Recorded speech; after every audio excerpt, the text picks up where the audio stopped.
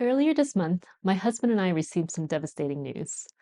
You might have seen our dog Boston previously in some of our videos. Well, early this month, Boston was diagnosed with an aggressive form of osteosarcoma, a type of bone cancer. We're trying to do everything we can for her to give her the best quality of life for as long as possible. This included the amputation of her front leg and chemotherapy. Also, her nutrition has never been as important as it is now, because she now needs to learn how to move on three legs. Maintaining a lean and strong physique is vital to her. My goal is to maintain her at a strong 4 out of 9 body condition score. I've also changed her diet, and that's what I wanted to talk to you about today. We regularly get asked about ketogenic diets for dogs with cancer. So, with how close this topic has hit home, I thought I would share with you what we know.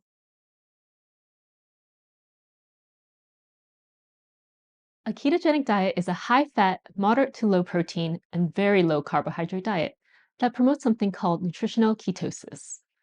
A classic ketogenic diet for a person means they would be getting an impressive 90% of their daily calories from fat, 8% from protein, and a teeny tiny 2% from carbohydrates. This actually can be hard for people to follow as it really limits what they can eat. So there are modified versions of ketogenic diets that are less in fat. Also, I'm not sure how suited the classic ketogenic diet is for dogs. Humans have a lower protein requirement than dogs, and I worry that feeding a diet that's too low in protein will increase the risk of muscle loss. So, what I've done is I've changed Boston onto a homemade diet which contains less fat, so about 65% of her calories from fat, 30% of her calories from protein, and 5% of her calories from carrot and kale. That gives her over 1.5 times of her minimum protein requirement. So, what does a ketogenic diet do? By basically eating very little to no carbohydrates, there's a change in the metabolism of the body where fat oxidation is favored, and the body switches from mainly using glucose from carbohydrates to fuel cells to ketones. Now, why would that make a difference in cancers? Well, due to their rapid proliferation, cancer cells need a lot of glucose for energy using a particular pathway in the cell that doesn't require oxygen.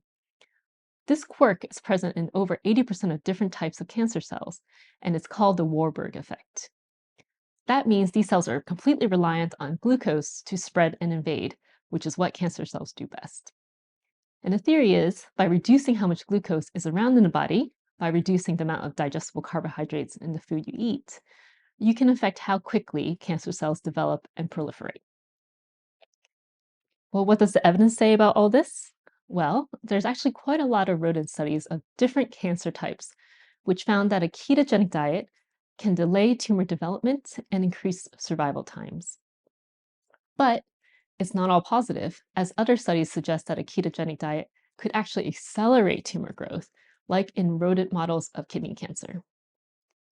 Also, another study showed that a ketogenic diet could cause cachexia and actually shorten survival time. The research believed it was due to a suppression of corticosteroids through the diet. So, the overall takeaway from all these studies is that it's important that we don't treat all cancer types the same, and that different types may react differently to a ketogenic diet. We also don't have a full understanding of all the mechanisms as of yet.